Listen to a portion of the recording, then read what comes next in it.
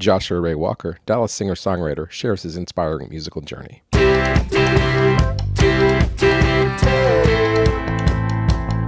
I'm Andrew Sherman. I'm a Texas transplant who has always been in pursuit of art as a career. I've played in bands, pursued an acting career in Hollywood, but I found it behind the lens of a camera here in Dallas, Texas. I was born in New York, I've lived in Chicago, Los Angeles, Austin, but I love Dallas. There's a magical artistic scene in Dallas that mostly goes unnoticed to the outside world. This podcast is focused on what makes it so special and the people who make it thrive artistically. If you don't live here, and even if you do, you might not have heard of them. This is the Dallas Famous Podcast. So who you gonna be? Who you gonna be when you're all grown up? This week on the Dallas Famous Podcast, we have the one and only Joshua Ray Walker. A Dallas native and acclaimed singer-songwriter, Josh's music blends honky-tonk, bluegrass, and soulful storytelling with a fierce intensity that's uniquely Dallas. From his early days tinkering in his grandparents' garage to playing the Grand Ole Opry, Josh's journey is one of resilience, creativity, and authenticity. Stay tuned for an inspiring conversation about music, life, and his latest projects. And we even get a bonus song at the end of the episode. Here it is. The Dallas Famous Podcast is supported by the Mullen & Mullen Music Project. The Music Project was created by Mullen & Mullen Injury Law Firm to champion the independent music scene in North Texas. Welcome back to Dallas Famous. We're at the Deep Ellum Community Center. We've got, I'm going to say, the legendary Joshua Ray Walker. That's very kind. Yeah, I mean, I was listening to some stuff on the way over, and I'm just like, if you have a bad song, I've yet to hear it. It's the lyrics, the voice, the writing. I mean, it's just very polished, but just very easy on the ears. So thanks. Also, I was thinking about when I first heard about you, and I don't even know where it was. I just remember you came to my open mic at Deep Ellum Art Company, and I was telling Anthony here that I still, whenever I mentioned that the open mic, I'm like, well, Joshua Ray Walker played it, so it was kind of cool. But anyway, thanks for coming down. Of course. I think Artco was pretty new at the time. Yeah, it was maybe new. A few months old. Yep. I wanted to see the space. I think Billy Law invited me to come with him. He and I both came. Yeah. And yeah, that was my first time being in that space. So. I still love it. It just hit the 8-year anniversary, actually, so that was a while ago. Yeah. Time flies. Yes, it does. Yes, it does. And the lights have gotten amazing, and the sound's amazing, and it's at the other side of Deep Ellum, so it's not in the middle of all the chaos. So anyway, let's start with how are you feeling? You look fantastic. Thanks. I'm feeling much better. I just got my 1-year clean scan back, and I also get this genetic testing done that came back clean as well. Excellent. Excellent. So, yeah, 1 year into cancer recovery. I can't say I'm in remission for another 4 years, but my likelihood of a reoccurrence has gone down by 50%. So excellent. It's awesome. Yeah, and we were talking about it. You're pretty public about it, forthcoming, and that's cool because I'm sure a lot of people are going through stuff, and watching you go through it and doing well, it's encouraging, I'm guessing. Yeah, I think I made the choice pretty early on to just be open about everything. It was too hard. The thought of trying to keep things a secret felt like more work than just being open about it. Yeah, that makes sense. So it really just came from a place of ease. I think I didn't make any big decision I'm going to be very open and vulnerable about my illness, because when I first kind of clued in my followers, fans, friends, family, everybody, it was easier to just tell people through Instagram. And sure. I also didn't know how sick I was going to get or anything. I thought it was going to kind of be wrapped up in about 6 months based on, initial prognosis. And it wasn't. It just kind of kept going and getting worse and then getting better. And so, yeah, it was... when you're sick, everybody you run into wants an update. And so it was actually easier for me to just put it all out there and be open about it. Yeah. Because all those little conversations while you're going through something can be kind of taxing. Yeah, I could see that. And yeah. Everybody's probably concerned, so you're probably hearing it every day. Or if you get bad news, you got to break the bad news 100 times, where that's just kind of, you rip the Band-Aid off and just put it out there, Right, right. Well, this is Dallas Famous, and you are, I would say, more than Dallas Famous, but you're definitely a Dallas kid, right? Oh, yeah. East Dallas, is that right? Casa Linda. Okay. And so, like, let's go back. Like, how did you get introduced to music in a way different than just it's in the background? I grew up next to my grandparents. I lived in a duplex with my family, me and my parents on one side, my mom's parents on the other. And our garage behind the house was my grandpa's workshop.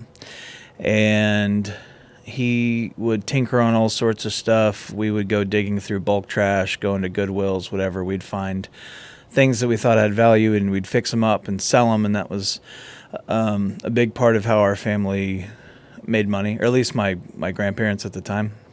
And my grandparents went to estate sales a lot. My grandma had an eye for antiques, so she would flip antiques, and my grandpa would buy junk and fix it and sell it. And so his workshop was like this crazy kind of hillbilly mad scientist area, which for me when I was a little kid was really exciting. Yeah. He would let me tear things apart and, you know, hope that I put them back together right and whatever. So he had this really great record collection, and he was always blasting music really loud in there. And my grandparents had a history in ballroom dance. My grandpa was a dance instructor after he got out of the Navy in New York City. And so he was listening to salsa and merengue, Tejano music, Afrobeat, Cuban jazz, just everything, all over the place. But he had a good bluegrass collection. He was from Knoxville, Tennessee, and so that was kind of his nostalgic music from home. And I love those records, and he had some instruments laying around that he'd find at pawn shops or whatever, and he knew just enough to teach me kind of the basics, and I just started playing along to those records and fell in love with bluegrass music, and yeah, I just never stopped playing. I started playing tenor banjo when I was 4 and guitar when I was 6, and have been playing ever since. Is that where you picked up the yodeling? Yeah, he had, I loved Slim Whitman. He did these falsettos, and he had Don Walser records, who's like a more traditional cowboy yodeler. Sure. Or, you know, I kind of yodel, but I call it more like a yip or that sort of thing, and that's more like Hank Williams did those voice breaks. Mm-hmm. I remember listening to Hank Williams live at the Opry. That was one we listened to a lot, and I would try to play along. And I just got to go back to the Grand Ole Opry last week. That's incredible. They're celebrating their 100th year, and I was asked if I would do one of the 100. They voted on a list of like the 100 most influential country songs, and I was honored to do one, and they let me do a Hank Williams song. Oh wow, nice. So I'm hoping it makes it on the Opry 100 album that they put out. That's quite an honor. I got to tell the story about how I listened to my grandpa's records. I learned about the Opry through those records, and then I got full circle. I got to come back and actually play one of those songs on the Opry. So it's that's pretty wild. Be a dream come true. I mean, yeah, that was definitely. your second or third time there? That was my fourth time. Fourth time. Okay. Mm-hmm. Wow. Yeah, but crazy honor. Vince Gill was there. I'm a big Vince Gill fan. He watched my set. That was awesome. That's cool. Yeah, it's a cool tradition. So, I mean, I could be wrong, but my notes say that you were singing at 9 and you were like regularly gigging at that point. Is that true? I wasn't singing yet. I mean, I sang in choir at school and stuff. I was playing. I had gotten into blues guitar. I was trying to play like Stevie Ray Vaughan licks and stuff, and I had my only guitar teacher I really ever had. Was at Zoo Music over in East Dallas. Oh, okay. And he invited me out to play with him at some club called like Harbor Point or Harbor something. And I would go out to the suburbs and he'd let me jam with a bunch of old dudes. I was like, 11. And yeah, I've been playing in clubs, playing in bands in Deep Ellum, playing church battle of bands, whatever. I've been gigging out as a guitar player since I was 11, 12, 13. Wow. And then didn't start writing and singing my own original stuff until my early 20s. Okay. Was there ever a time where you didn't think you'd be a musician? No, I knew I would always play music. I didn't know if I would get to do it for a living or not. I didn't really have many other interests, you know. I've always been entrepreneurial, I guess, you know. I would cut lawns or rake leaves, paint houses when I wasn't good at it. You know, like I kind of always found a way to make money. My grandpa would let me. He eventually learned how to build computers, and we were building like old Pentium 1s, like out of scraps. And we lived across from a middle school, so he would open the garage door and we'd sell Pentium 1s for $100. And for every computer I built, he'd give me $5. So there you go. one year I made like $1,000 as like an 8-year-old, and I was always pinching pennies, always trying to, you know, stow money away. I saw my family go through a lot of financial hardship, so I think it kind of made me very aware of finances at an early age, and I tried, you know, I was always really kind of obsessed with the idea of being financially independent, even from a young age. So you weren't saving the money just for instruments. You were just an instinct. I was just saving it. And then, I thought once I had financial independence, I could kind of do whatever I wanted to do. So smart. That's a good perspective. I don't know why I wanted to grow up so fast, but I did. I was like, I'm going to save up money. I'm going to get out of here. I didn't know where I was going to go, but yeah. Right. So you're gigging, well, you're playing in clubs and stuff. Like, what point did you kind of join your first band or become part of first, like, band? I was 12 or 13. I was going to church with family friends. Billy Law, actually, and his family. And his mom was my choir teacher in elementary school. Nice. And I would spend the night on a Saturday, and they would have me go to church with them on Sunday. And I was there, and my friend Will Martin, who I didn't know that well at the time, came into the youth group room and said, "Does anybody play bass?" And I kind of played bass. I played guitar, so I figured I could figure out how to play bass. And like that week, we went and rehearsed in his attic, and we rehearsed there for the whole summer and ended up playing our first show at the end of the summer. It was a 3-piece. We were playing kind of like pop punk music. Okay.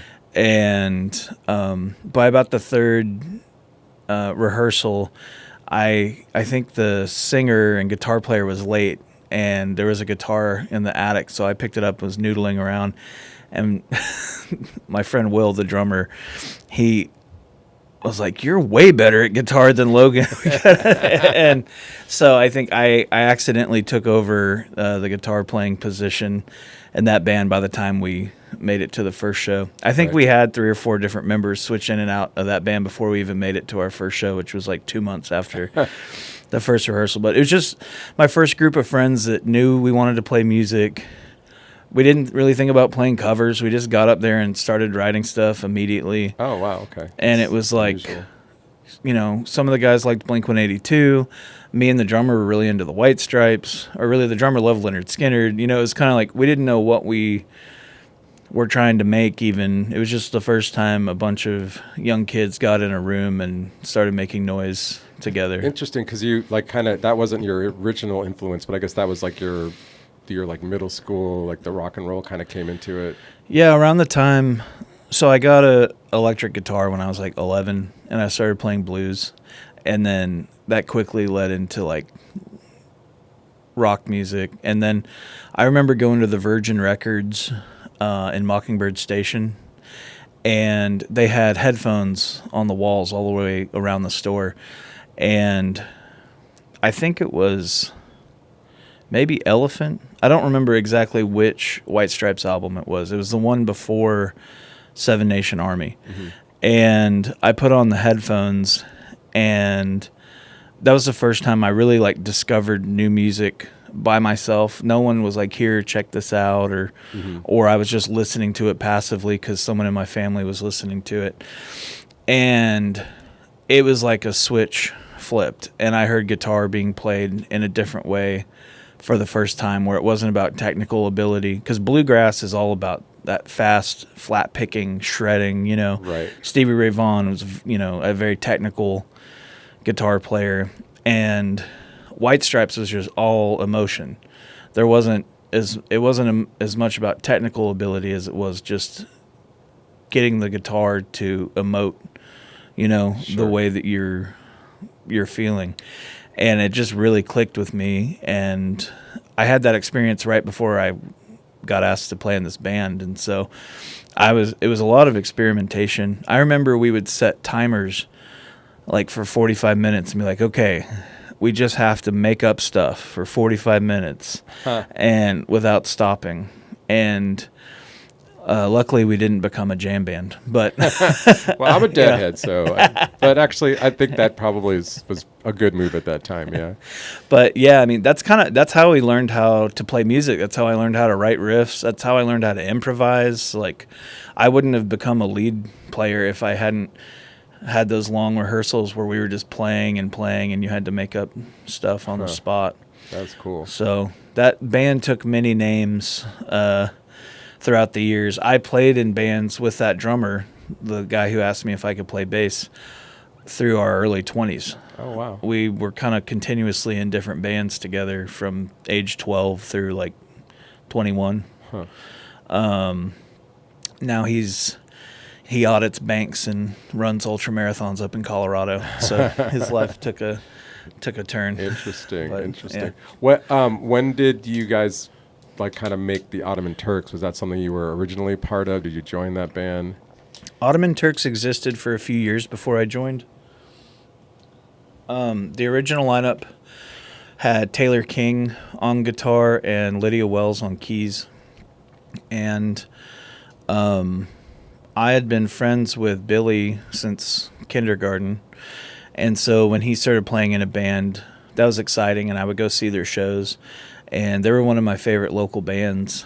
And then I think there was like a break in school or something. Everyone was off at college, and they had a show booked, and maybe not everyone could make it or something. I don't remember exactly how it went down, but I ended up filling in on guitar at the Sons of Herman Hall. It was my first time playing Sons.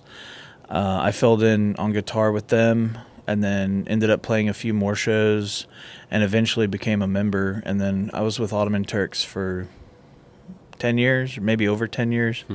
I think over 10 years.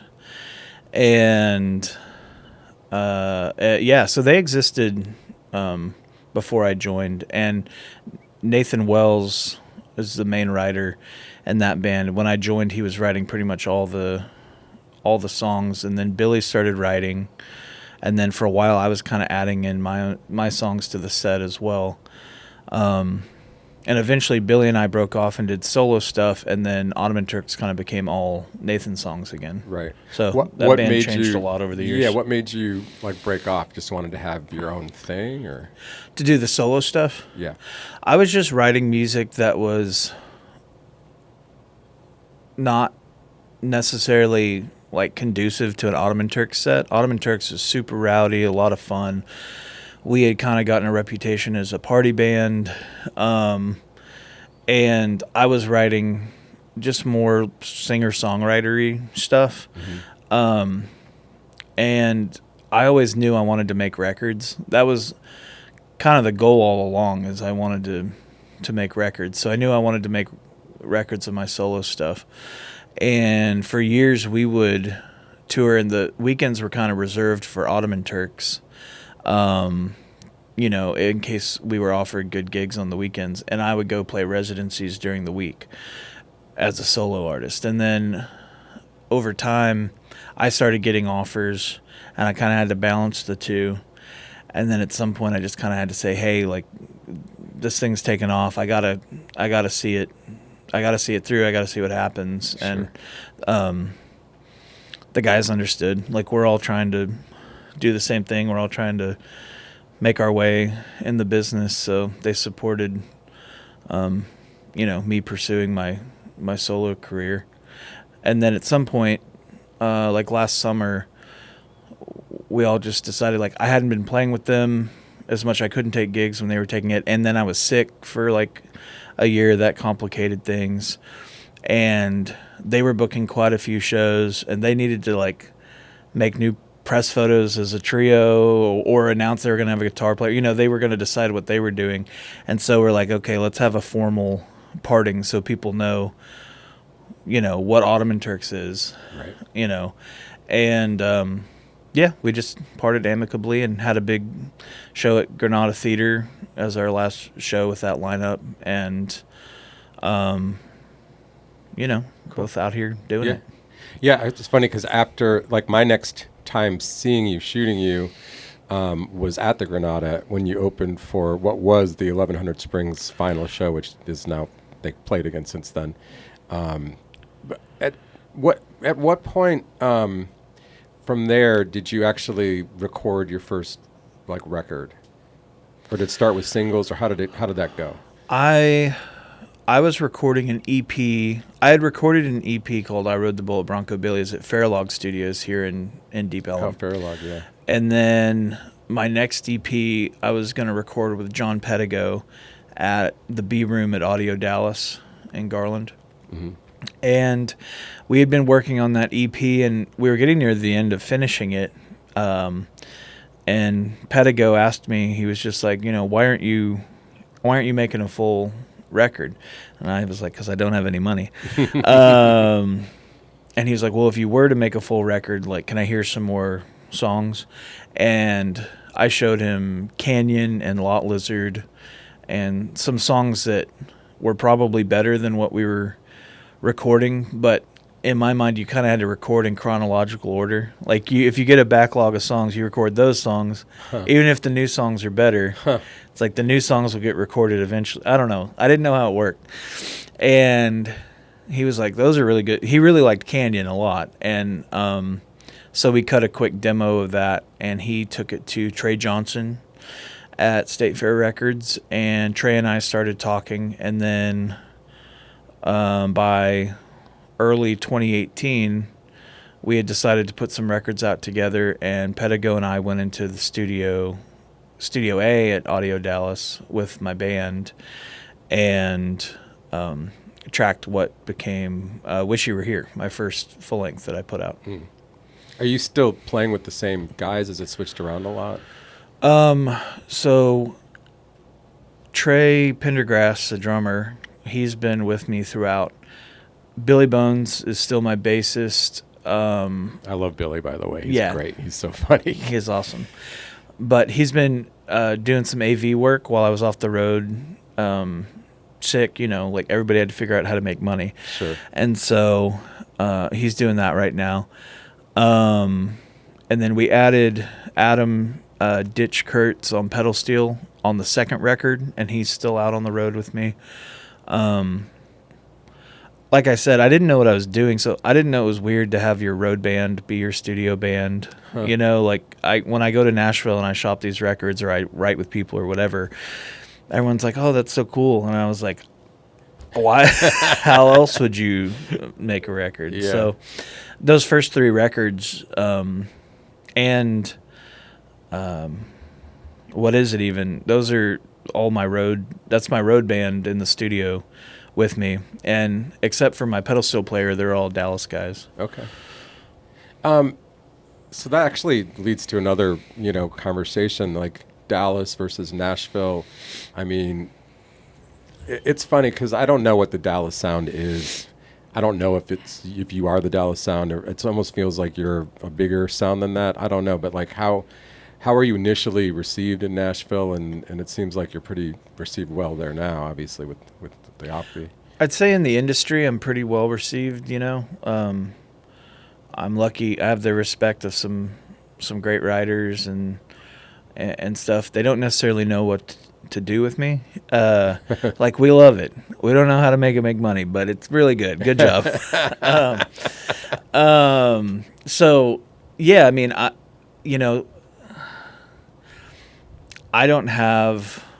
feel like there's this narrative that there's like the industry country and then there's indie country, but it's so muddied now, and country as a genre is changing all the time as well.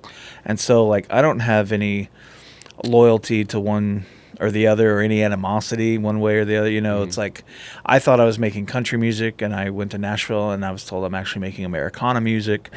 And so, I will say I think Dallas has a very distinct sound. I get to travel all over the country and play with people, and you can tell when someone's from Georgia, and you can tell when someone's from Colorado, and we'll all say we're playing the same type of music, but it sounds wildly different. And Dallas is honky-tonk, and everything it's Texas music, I think, is very sincere. We put a lot of stock in storytelling, but the sound is always more aggressive. If I'm on a festival lineup, I can tell when a band from Texas is playing because it's faster and it's louder than anywhere else, especially Dallas. I feel like it's just more aggressive music, and we don't know that we're doing that. But if you if I get put on a honky-tonk lineup in Nashville, there's a distinct difference in the intensity of the show. Not that that's good or bad. I just think it is a distinct thing about music from here. Like if you look at all the alt country from the 90s and like old 97s coming out of here, old 97s can get billed on a rock lineup. A lot of the other bands from that time who would be described the same way can't. Right. So and I think that's consistent. The Vandaliers are from here. The Vandaliers are touring with Flogging Molly.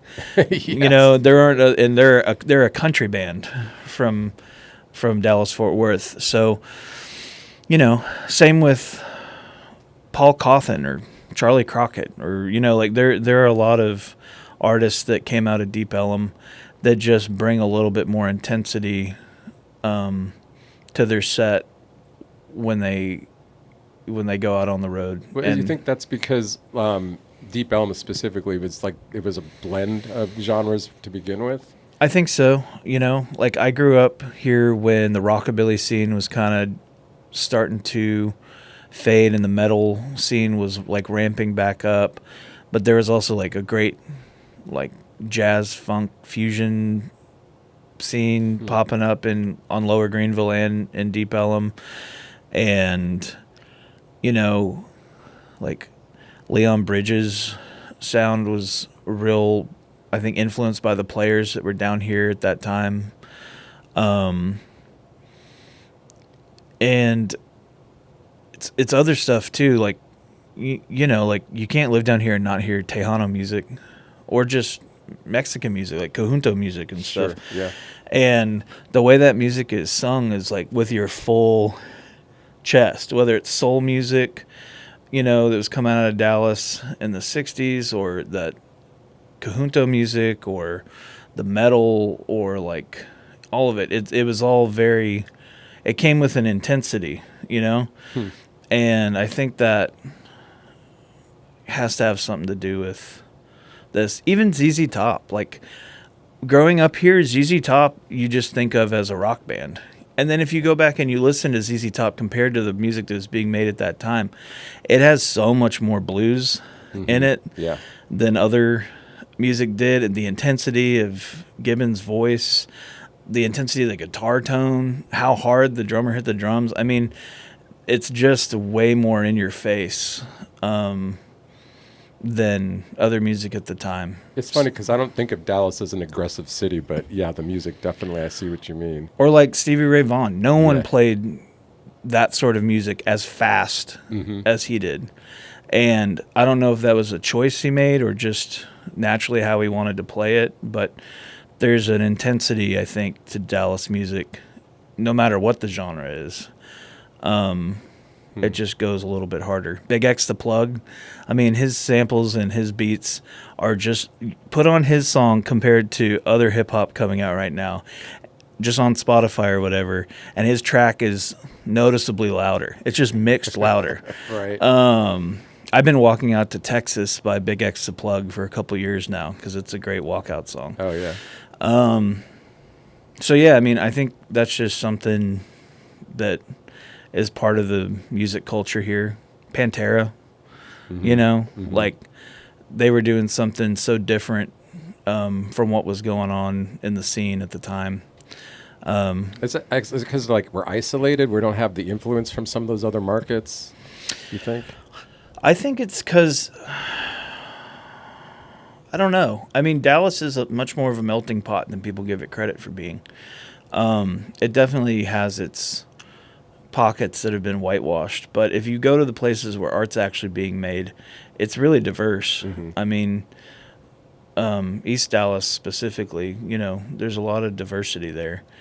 And I think there might be some discontent too, you know, if you grew up on the wrong side of the tracks and you see the money here, but you can't touch it. It's pretty annoying to grow up in a city where there's just an absolute abundance everywhere around you, but you can't seem to find it. Yeah. I think that might also have something to do with it. Huh. Yeah, that makes sense. Interesting.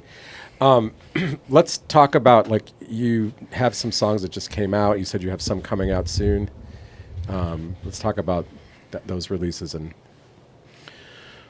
yeah, I put out a record called Tropicana a few months ago.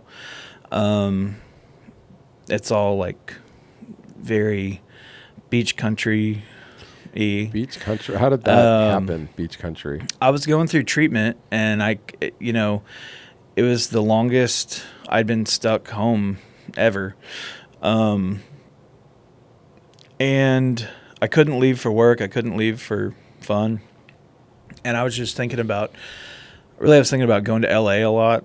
And then that made me think about going to the beach, going on a vacation. And the song Tropicana just came out kind of naturally. And it's about escaping, you know, to some unknown beach somewhere. And then a couple other songs that sounded like that were coming out. And I think subconsciously I must have just been trying to write about somewhere, you know, more pleasant than what I was going through. And so I just kind of leaned into it. We ended up writing a whole record of it and put it out. And then on the other side of that coin is Stuff, a record coming out in October. I got the first single out now. Yeah, it's a really good one, by the way. Thanks. Yeah. And that record's like the total opposite. It's very self-reflective, and it's another weird concept record. All the songs on the record are from the perspective of inanimate objects at an estate sale. And so there's no human characters on the record. Wow. And, you know, I think I was thinking about death a lot, of course, and Tropicana is like ignoring all of that, and Stuff is just fully kind of sitting with it and writing about it. And so those two records are going to come out as a dual LP eventually. It's kind of one project. That is, I love that. That's cool, the concept of that. Thanks. I mean, obviously it harkens back to your grandfather's garage, right? I like that. Yeah, it definitely has a lot to do with that, going to estate sales with my grandparents. And they were both collectors, you know. They didn't have much, so they held on to everything. And when they passed, I was the person kind of tasked with going through all of that stuff, and it took years. And because you have layers that you're willing to peel back, like, well, I don't want to get rid of that. And then when you go back and look at it a year later, you're like, well, maybe I'll just keep one of them and I can get rid of the rest, you know. Sure. And so it took forever to get rid of all that stuff. And that really influenced how I kept things. Like, I used to be very nostalgic about things, and I just had a lot of stuff. I collected a lot of different things. And at the same time I was going through their stuff, I had my, you know, that around the time that bad freeze happened a few years back, like in 2020, we had a pipe burst in my house, and it took a year to get back in the house. We had to totally rip out the bathroom and kitchen. And anyway, we put all of our stuff in storage, and when we took it out a year later, it had all molded. So clothes, furniture, antiques, collectibles, just everything gone. Total wash. And so when between that happening and going through multiple dead people's things, my dad died during that time, and I had to go through his stuff as well. I have like a totally different relationship with stuff now. I try to keep a lot less. And I thought about that a lot, while I was sick, and just thinking about who would have to go through my things, and Right. so that influenced the Stuff record a lot. Interesting. We're getting close to the end here. I'm so glad you came. This has been a fascinating chat. Not where I thought it was going to go, but I loved it. Oh, thanks. So the album's coming out, or the songs are coming out. What's next for you? So I got Stuff coming out in October, and then I've been filming a movie, a documentary since February of 2024 that we're currently writing the soundtrack for. Wow. And scoring. I get to score that with Pedigo this week. Oh, cool. That should come out next year.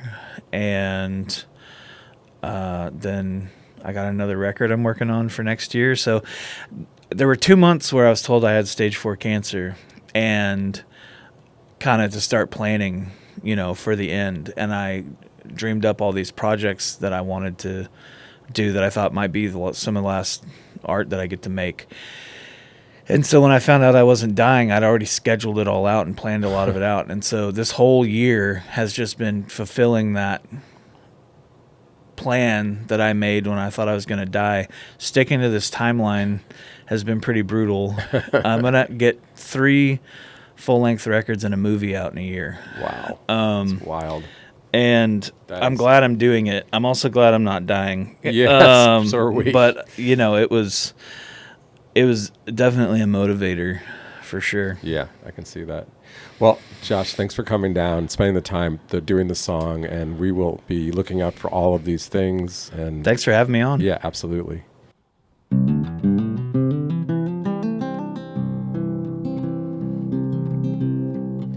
Why wait until it's gone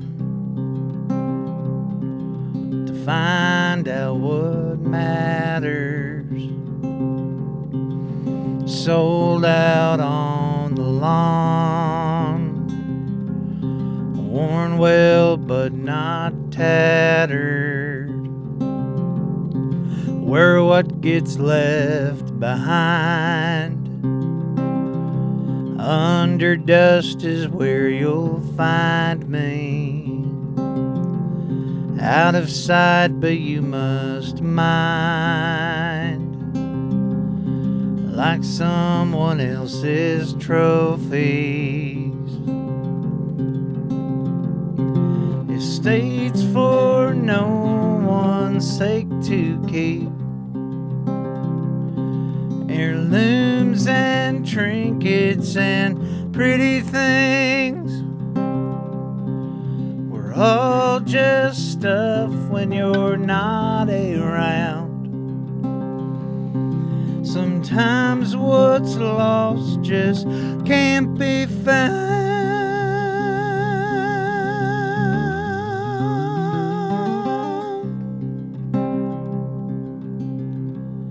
Take your time, but hurry up. If you break it, you must buy me, like your favorite coffee cup. You could glue up all my bindings. Look around at my old friends. We could use some oil to keep from rusting. We're all more than where we've been. It just takes some adjusting. Estates for no one's sake to keep, heirlooms and trinkets and pretty things. We're all just stuff when you're not around. Sometimes what's lost just can't be found.